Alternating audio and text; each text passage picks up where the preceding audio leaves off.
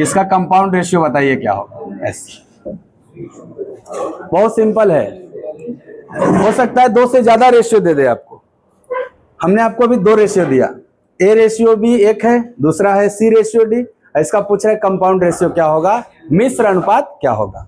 कुछ नहीं करना है, जितना भी आपको रेशियो दिया जाए, 2 रेशियो दिया है आपको, हर रेशियो का फर्स्ट टर्म को मल्टीप्लाई करना है। यानी जो कंटिन्यू रेशियो में फर्स्ट और लास्ट था ना, वही कंपाउंड रेशियो होता है। ए अनुपात बी और सी अनुपात डी का कंपाउंड रेशियो क्या होगा, देखना ध्यान से बाबू। पहला रेशियो में पहला टर्म क्या है, गुणे। दूसरा में पहला क्या है, अनुपात। दूसरा टर्म क्या है, बी, गुणे। दूसरा टर्म क्या है, डी। तो आंसर है एसी अनुपात।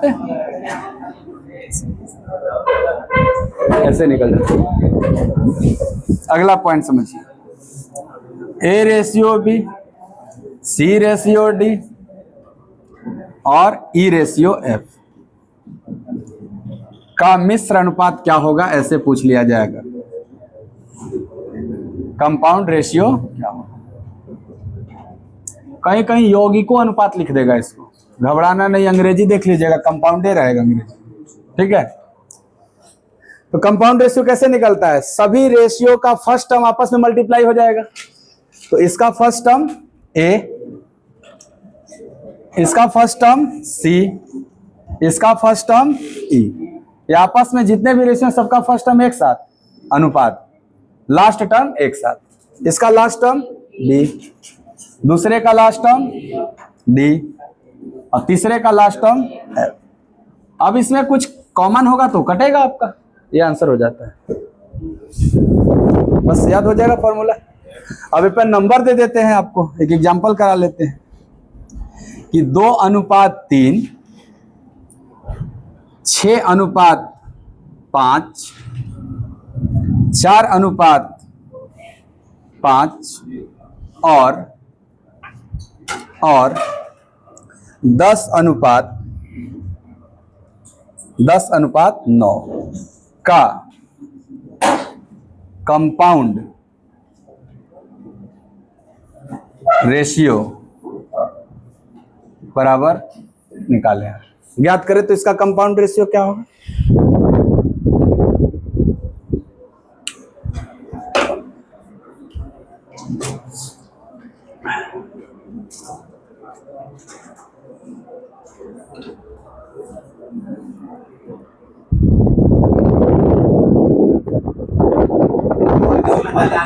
क्या बात है, शानदार।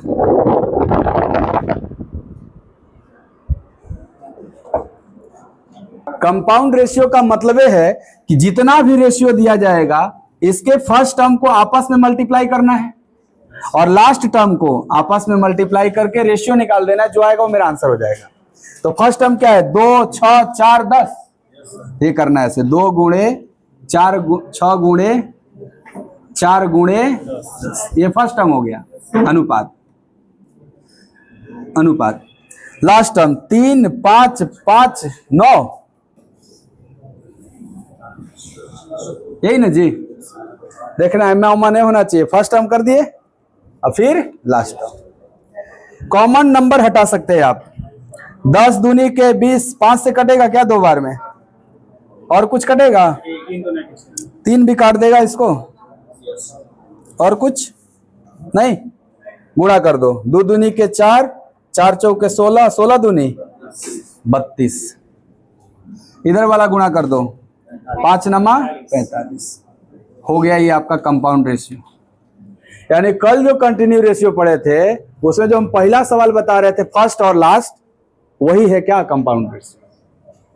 कंटिन्यू रेशियो दे करके फर्स्ट टर्म और लास्ट टर्म के बीच जो रेशियो निकलता था जिस मेथड से, वही मेथड से क्या निकल जाएगा, कंपाउंड रेशियो। दोनों मिलता जुलता एकदम याद रहेगा। आइए आगे बढ़ते हैं। अब तो क्लियर हो गया ना कंपाउंड। द्विघात अनुपात, तो हिंदी वाला नाम ठीक है इसका, हिंदी से क्लियर हो जाएगा। द्विघात मतलब पावर 2 होना चाहिए, और अंग्रेजी में क्या लिखा रहेगा, डुप्लीकेट रेशियो। तो आप कहोगे द्विघात का मतलब पावर 2। तो पहला टर्म क्या है, a, तो इसका हो जाएगा a के पावर 2, दूसरा टर्म क्या है बी, इसका हो जाएगा बी स्क्वायर। ये होता है डुप्लीकेट रेशियो। अब आया है परीक्षा में, जानना जरूरी है। मुझे नहीं दे रहा है तो एन पर दिएगा कि बी अनुपात है डुप्लीकेट। अच्छा ए अनुपात भी, हाँ जीरोक्स कॉपी है नहीं, तो इसीलिए ना आया कि डुप्लीकेट रेशियो का मतलब आपको क्या समझना है, द्विघात अनुपात है। ट्रिप्लीकेट का मतलब 3 घात, हाँ त्रिघात। ऐसे ऐसे आया था, 4 है, चारों आप जान लीजिए, सब याद रखना है आपको। ए अनुपात बी का सब डुप्लीकेट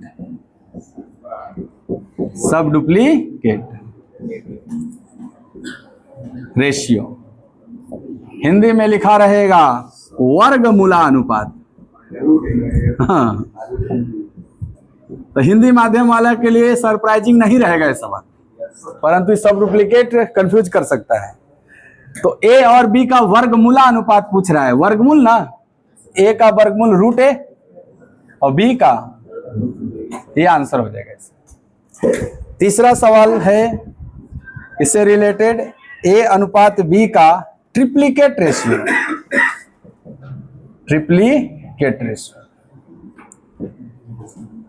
हिंदी में त्रिघात, हिंदी में प्रश्न पढ़ेंगे तो लिखा रहेगा त्रिघात अनुपात। तो जिस तरह से द्विघात के लिए पावर 2 था, तो त्रिघात के लिए पावर, यानी कि ए क्यूब अनुपात, एंड चौथा है लास्ट सब ट्रिप्लीकेट।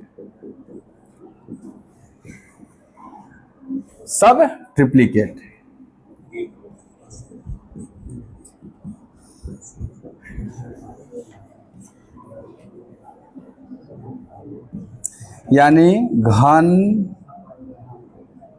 मूला, तो घनमूल कर देना है। ए का घनमूल क्या होगा, ए क्यूब रूट ए। अब बी का घनमूल क्यूब रूट को पावर 1/3 भी लिखा जाता है।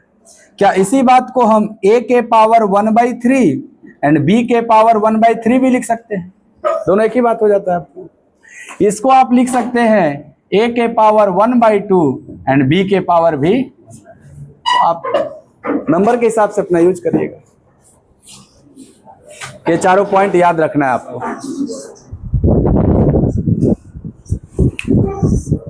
पूछ रहे हैं, आप बताइएगा। जैसे a अनुपात b का duplicate ratio a square b square, उसी तरह बताइए 2 अनुपात 3 का डुप्लीकेट रेशियो 2 का स्क्वायर 3 का स्क्वायर, यानी 4 अनुपात 9। बताइएगा 16 अनुपात 25 का वर्गमूला, तो 16 का वर्गमूल 25 का, तो इसलिए सब डुप्लीकेट 4 5 हो जाएगा इसका। 5 अनुपात 3 का ट्रिप्लीकेट रेशियो, तो घनमूल है कि घन है सर, घनमूल त्रिघात अनुपात आप पूछ रहे हैं, ट्रिप्लीकेट पूछ रहे हैं, तो 5 का क्यूब 3 का, तो यहाँ आ जाएगा 125 अनुपात 27। बताइएगा 64 अनुपात 125 का सब ट्रिप्लीकेट, तो सर सब ट्रिप्लीकेट पूछोगे तो हम घनमूल करेंगे। 64 का घनमूल 125 का, आंसर 4 अनुपात हो जाएगा ना। इस पे ऐसे सवाल रहेगा, इस पे इससे ज्यादा टेढ़ा नहीं रहेगा। दशमलव में दे देगा तो निकाल ही लेंगे आप।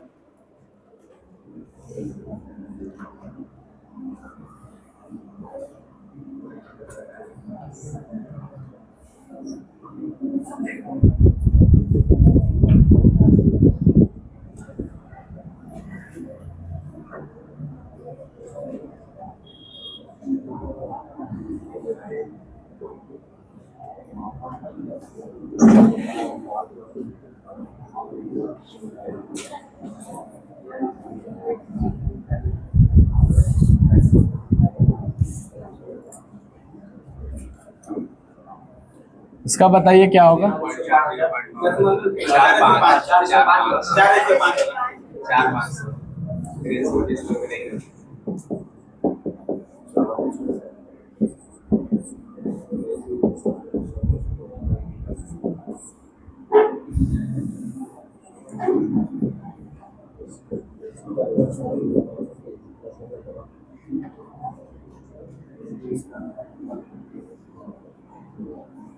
इसमें मारिए।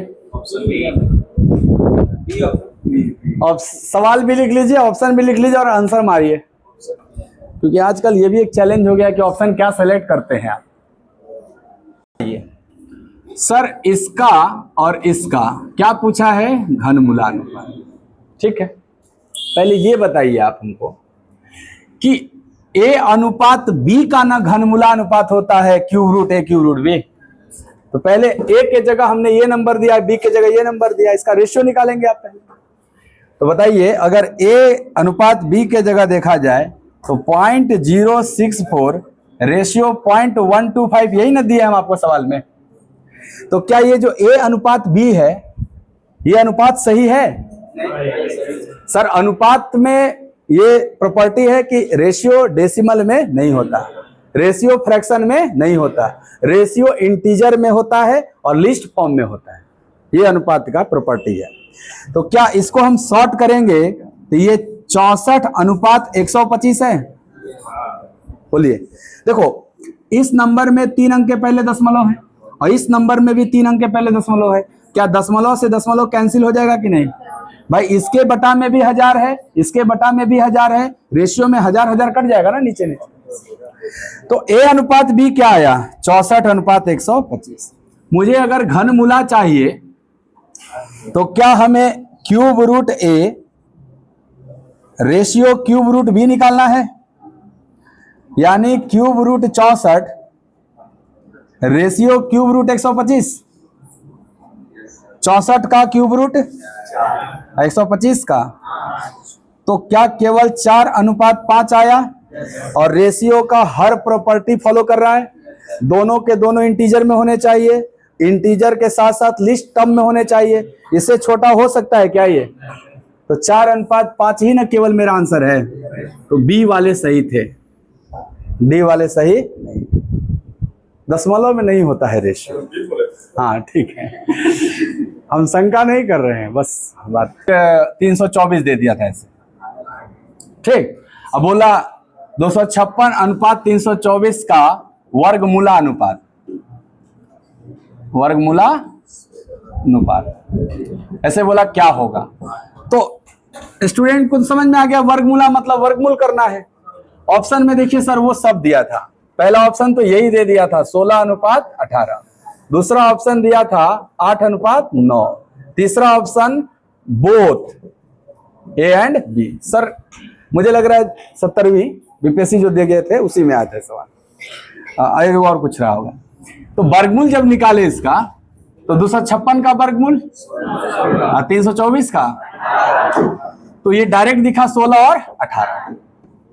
ऑप्शन में भी दिख गया आपको। कहे कि ना एक स्टेप और चलेंगे तो 8:9 हो जाएगा, तो वो दिख गया आपको, दिखा ना। अब बताओ क्या मारोगे इसमें? ये कुछ ले लो, नन वन रहेगा, ऐसे कुछ रहेगा अगला। आप कहोगे सर रेशियो शॉर्टेस्ट टर्म में होता है, इसमें कोई शंका नहीं है। अगर हम इसको अनुपात, क्या मेरे से अनुपात पूछा है कि नहीं? अनुपात पूछा है, तो ये तो अनुपात सही है, ये नहीं है, मल्टीपल फॉर्म में है ये, और रेशियो हमेशा शॉर्टेस्ट टर्म में होना चाहिए। इसलिए मेरा आंसर, हाँ, उनका एचसीएफ 1 होना चाहिए। जितने भी नंबरों का रेशियो निकालोगे ना, उन सारे नंबर का को प्राइम 1 होना चाहिए, को प्राइम होना चाहिए और एचसीएफ 1 होना चाहिए। तो क्या इसका एचसीएफ 1 होगा? कभी 2 होगा। एचसीएफ क्या होना चाहिए? 1। सही रेशियो का एचसीएफ क्या होता है? 1। इसलिए इसका आंसर क्या जा रहा था? ये आया हुआ प्रीवियस ईयर सवाल था आपका, तो इसे आ जाता है। यही मैं भी यहाँ पे दिया था आपको ऐसे कुछ। अब देखो, चलो आगे बढ़ जाते हैं।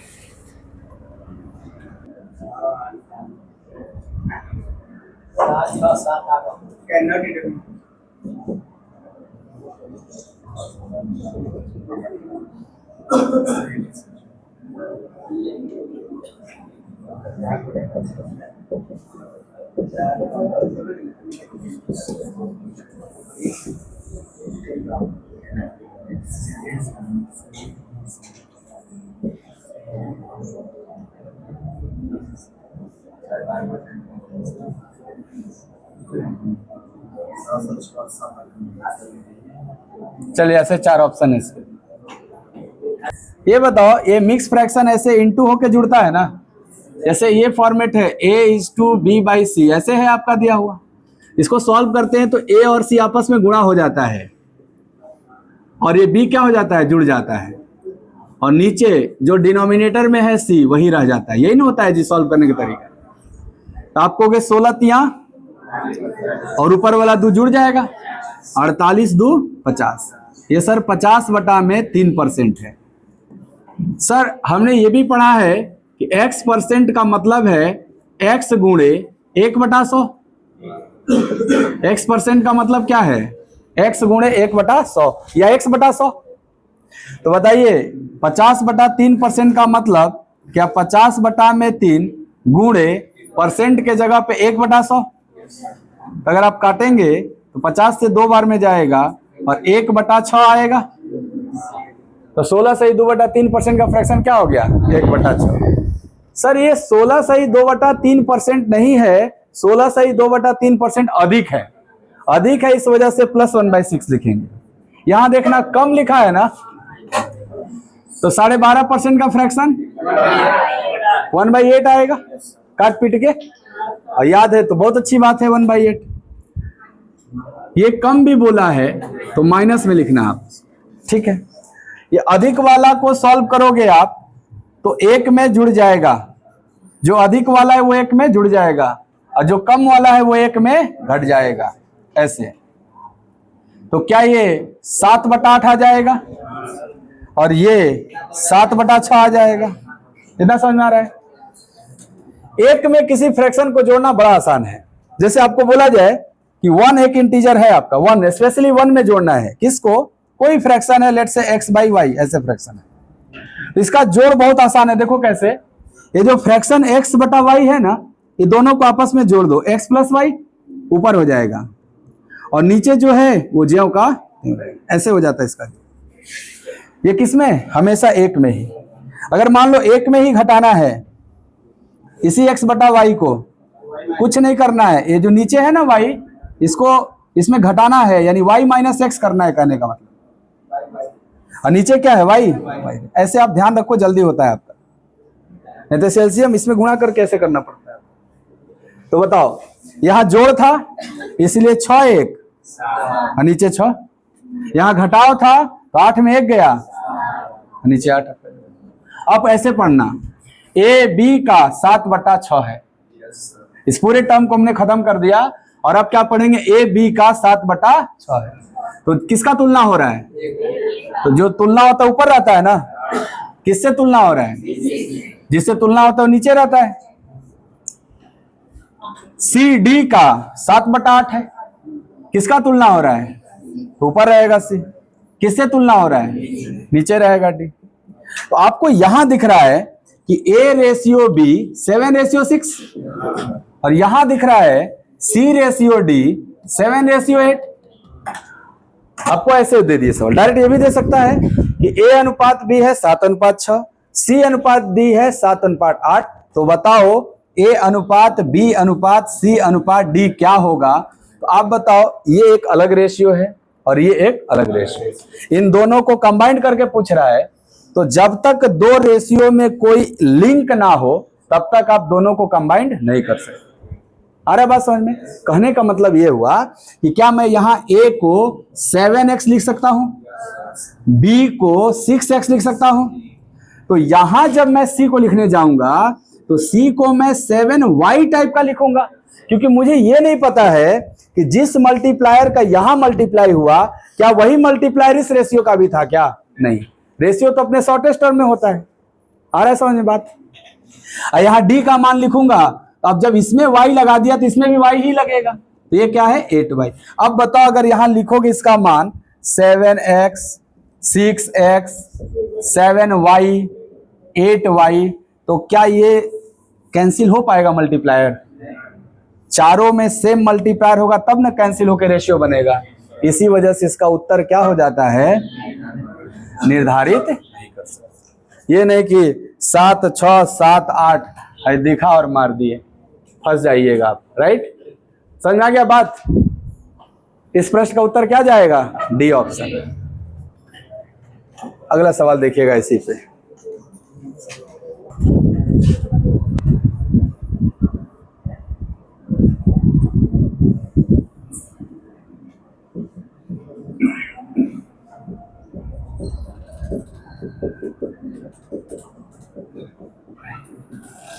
ऐसे एक सवाल लिख लो। ये जो दिया है इतना परसेंट अधिक है, अधिक का मतलब है 1 + 1/6, यानी ये 7/6 है। अधिक है तो जोड़ देंगे हम। सर ये परसेंटेज 1/8 कम है, 1/8 कम है मतलब 1 - 1/8 है, 7/8 है ना। तो अब डायरेक्ट पढ़ेंगे तो यहां से आपको दिखेगा ए बी का 7/6 है, और यहां से दिखेगा सी डी का 7/8 है। तो बताइए इस लैंग्वेज में ए डी का 7/6 है, क्या यहां से ए और बी का रेशियो 7:6? यहां वाला सी डी का 7/8 है, तो यहां से सी अनुपात डी आएगा 7:8। अब आगे की जानकारी ध्यान से पढ़िए। ये लिखा है ए और सी का अनुपात 1:1 है। दो टर्म है और दोनों का अगर रेशियो 1:1 है, इसका मतलब वो दोनों आपस में बराबर हैं। क्या दो समान वैल्यू का ही रेशियो 1:1 होता है? जैसे ए का इनकम 100 रुपया तो बी का भी इनकम अगर 100 रुपया होगा तो दोनों समान है, तभी ना रेशियो 1:1 होगा। 1:1 कहने का मतलब ये हो गया कि दोनों आपस में क्या है, बराबर। आप चेक करिए कि क्या इसका जो कंडीशन है ए और सी बराबर होना चाहिए। क्या ए का वैल्यू 7 यूनिट है और सी का कोई अलग 7 यूनिट है? आप कहोगे सर इसका वैल्यू और इसका वैल्यू बराबर रहा होगा तभी ना 1:1 आया है, तो 7 बराबर ही ना है। क्या 7 का रेशियो निकालेंगे तो एक रेशियो 1 हो जाएगा। इसका मतलब ये जो रेशियो दिया है वो इस कंडीशन से मैच कर रहा है। अगर मैच कर रहा है अब आप डायरेक्ट लिख सकते हैं ए बी सी डी, जो दिख रहा है वही 7, 6, 7, 8। देखो मैच करा लो, है ना बराबर ए और सी। और जब बराबर रहेगा तभी ना रेशियो 1:1 आएगा। इसलिए इस बार आपका आंसर क्या जाएगा, ऑप्शन। अंतर समझ में आ गया होगा। पहला सवाल है, दूसरा सवाल एकदम सवाल के माध्यम से कॉन्सेप्ट है पूरा। सर ये अधिक है तो ये बदलेगा थोड़े, 7/6 न रहेगा हो कुल एक में जोड़ जाड़ के। ये कम है तो ये भी नहीं बदलेगा सर, ये भी तो 7/8 रहेगा। इतना तो कर चुके हैं हम पिछले ही सवाल में।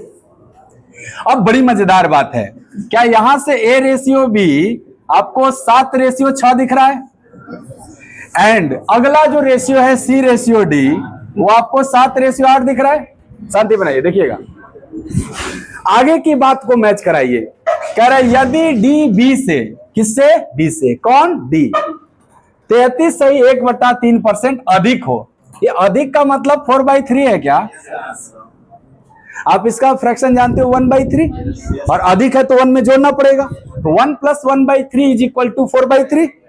तो आप कह रहे हो कि आगे की जो जानकारी दिया है वो डी बी से 4/3 है, तो क्या डी और बी का रेशियो 4:3 दे दिया अलग से। अगर ये बातें इसमें मैच कर जाएं तो ये रेशियो आपस में कनेक्ट हो सकता है। यहां बी की वैल्यू कितनी दिख रही है, 6 यूनिट, डी की वैल्यू 8 यूनिट। तो बताओ अगर ये अलग से लिखा जाए कि बी का वैल्यू 6 यूनिट, डी का वैल्यू 8 यूनिट, तो क्या ये आपस में ऑलरेडी 3-4 में कनेक्टेड है और इनको चाहिए भी क्या? सही है, देख लो, मिला लो। बीडी 3-4 है, यहां अगर बीडी लिखेंगे तो 3-4 ना होगा क्योंकि डी भी 4-3 था। तो क्या ये बात और इसमें से लिया गया बीडी द्वारा बात सेम है? इसका मतलब ये रेशियो बैलेंस है। जब ये रेशियो बैलेंस है तो फिर से आप हूबहू ए बी सी डी को कंबाइन कर सकते हैं। कैन नॉट डिटरमिन अब नहीं है, डिटरमिन हो रहा है। ए का मान 7, बी का मान 6, सी का मान 7, डी का मान 8। और अगर अलग से बीडी देखोगे ना, अलग से बीडी देखोगे तो क्या 6 से 8 होना, यही ना है जी। क्या 2 की वृद्धि है और 2 की वृद्धि कितने पे, 6 पे, 2/6, 1/3। क्या 1/3 33 से 1/3% अधिक होता है, मैच कर जाएगा ये बात। इसलिए आपका आंसर क्या है, ऑप्शन ए। इसका भी आंसर क्या, ऑप्शन। तब आप नहीं कर पाएंगे, पहले बैलेंस करना पड़ेगा, गुणा करके बैलेंस करना पड़ेगा, फिर कनेक्ट करना पड़ेगा। दे रहा हूं मैं, अगला वही है मेरा सवाल, अगला मैं वही टाइप दे रहा हूं।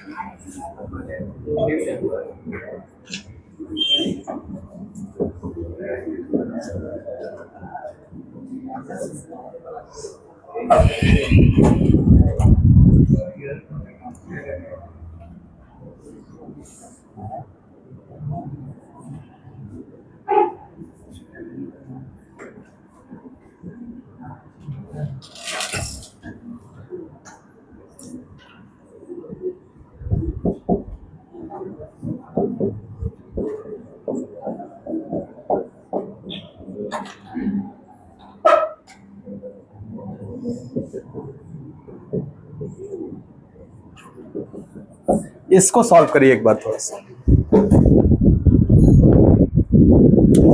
इसको आप लिए समझिएगा। ये लास्ट में पूछा है ना, रेशियो बताइए पी क्यू आर एस का। तो आपसे जब रेशियो पूछा है तो आप सबको रेशियो के टर्म में लिखिए। जैसे ये सेंटेंस है 20% अधिक है, तो इसको हम क्या लिख सकते हैं? 20% का फ्रैक्शन तो केवल 1/5 होता है, लेकिन ये जो अधिक वर्ड दिया है इसकी वजह से 1 + 1/5 होगा ना। क्या ये 6/5 होगा? या इतना मतलब आसान डेटा है 20% कि आप डायरेक्ट बिना फ्रैक्शन का भी कर सकते हो कि अगर कोई 20% अधिक है इसका तात्पर्य 120% है, और 120% को फ्रैक्शन में कन्वर्ट करोगे तो ये फाइनली आ जाएगा 6/5 हो जाता है 120%। 20% कम है मतलब 80% है, 80% है मतलब 4/5। तो डायरेक्ट आप वो भी, या फिर डायरेक्ट 20% का 1/5 कम मतलब 1 - 1/5, तब भी तो 4/5 आ जाएगा। हर हाल में रिजल्ट निकल जाएगा 4/5। यहां देखना QS से 25% अधिक बोल दिया, अधिक बोल दिया तो 1 में ऐड होगा। क्या ये 25% का फ्रैक्शन 1/4? क्या ये 5/4 है?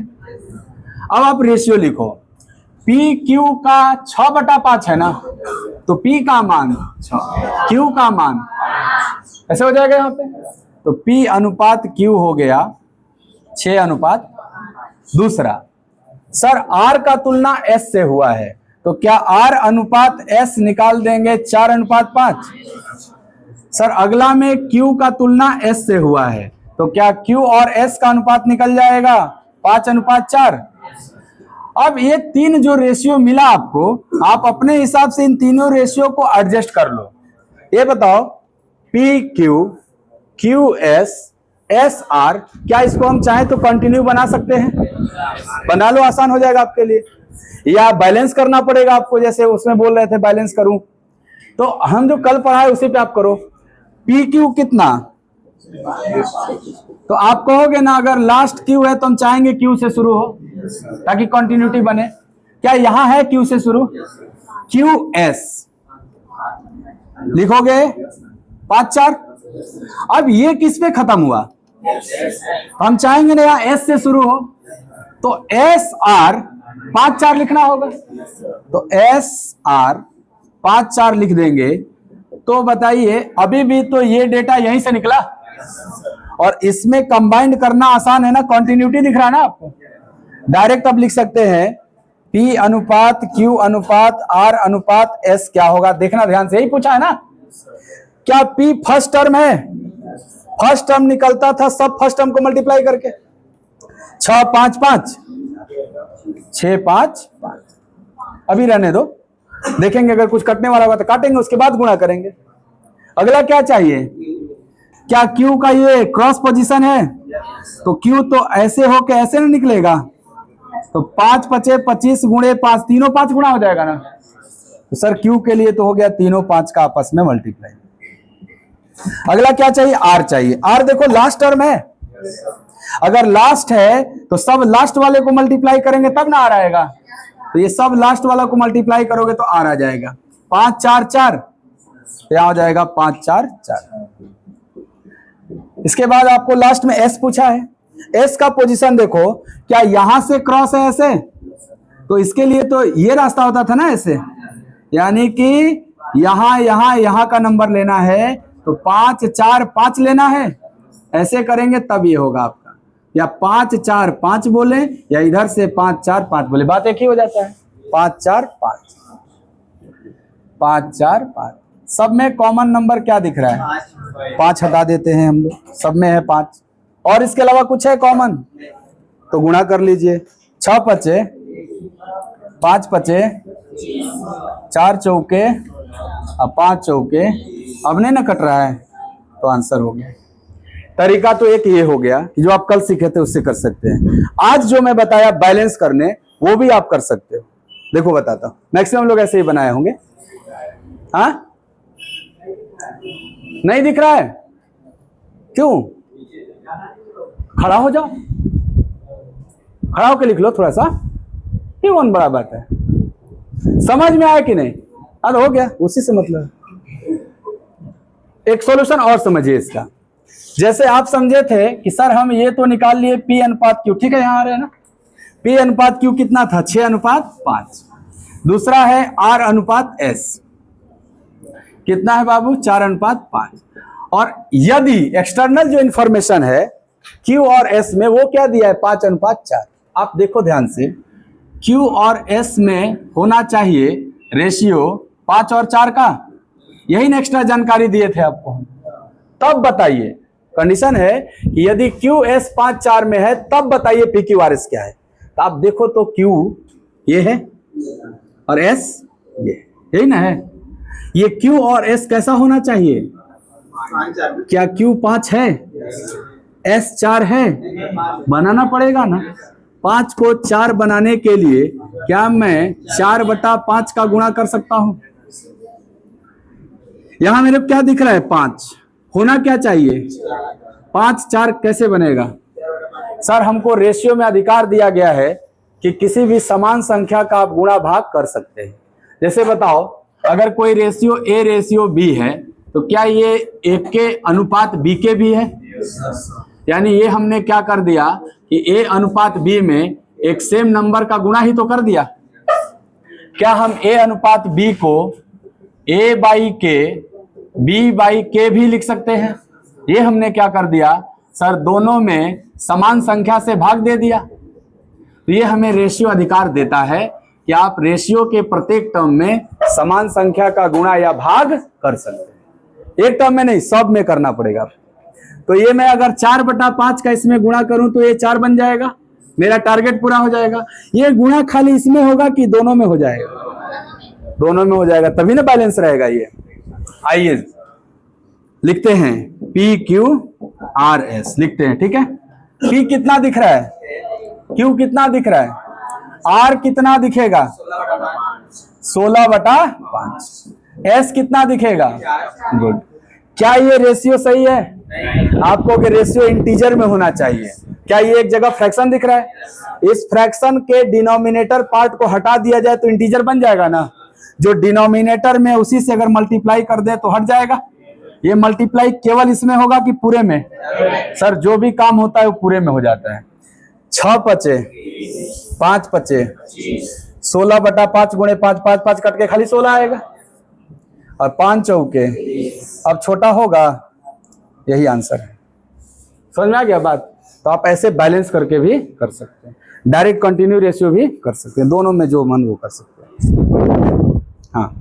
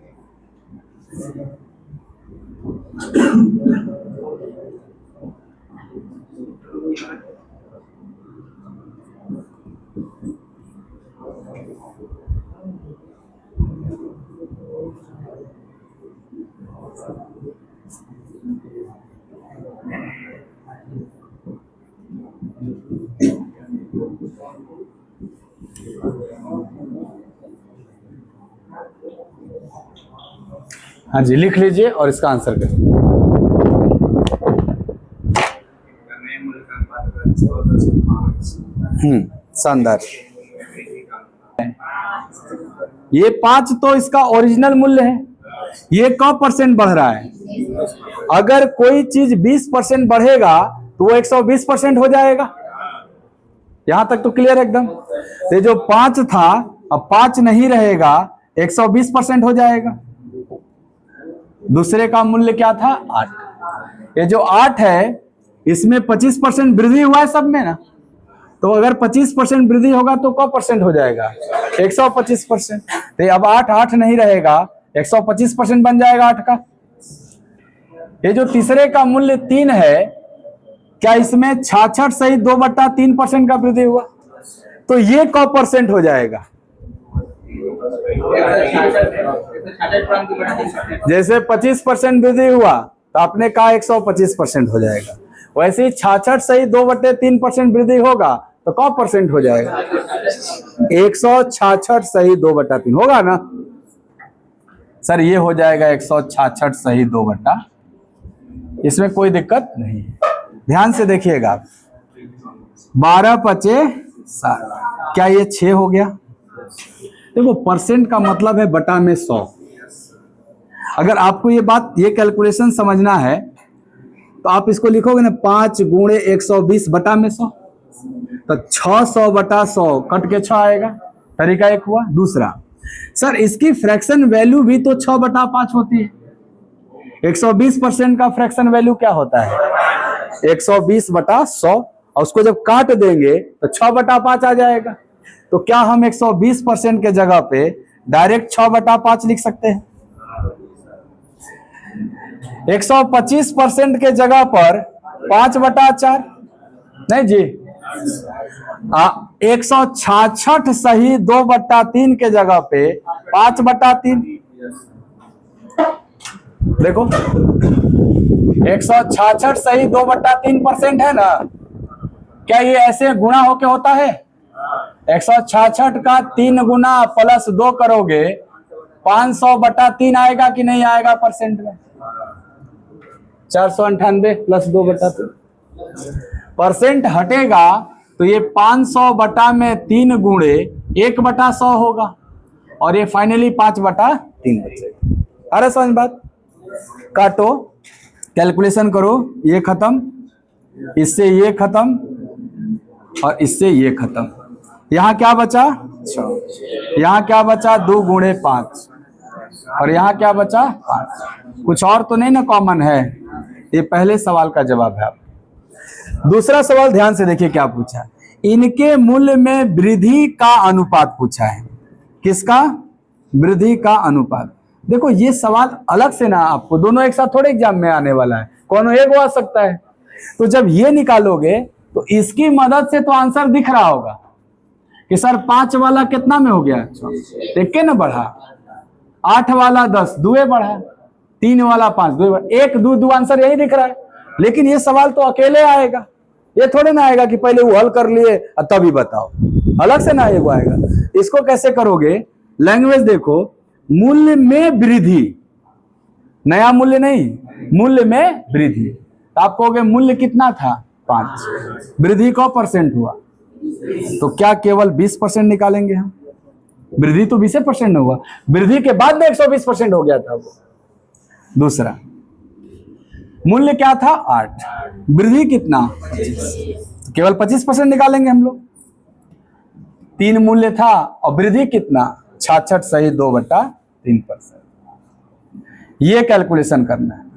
परसेंटेज आपको पढ़ाए तो आसान है, 1/5 तो केवल 1 हो जाएगा। 5 का 20% 1 हो जाता है, या आप इसको कन्वर्ट करके लिख लो, 1/5 लिखोगे ना यहाँ पे। 25% को 1/4 लिखते हैं, और 66 सही 2/3 को 2/3 लिखते हैं। इसका 2/3 होता है कि इसमें 100 जुड़ गया था तब ने 166 हुआ था। 100 मतलब 1, और 2/3 में 1 जोड़ेंगे तो 5/3 आ गया था आपका। कैलकुलेशन कटेगा 2 बार में और ये भी कट जाएगा। यहाँ क्या बचा 1, यहाँ क्या बचा 2, 2 एक कम 2 और यहाँ पे केवल 2, तो आंसर आपको। और ये देखो घटा के भी यही आ रहा होगा, घटा देंगे तो यही ना आ जाएगा, नया मूल में पुराना मूल।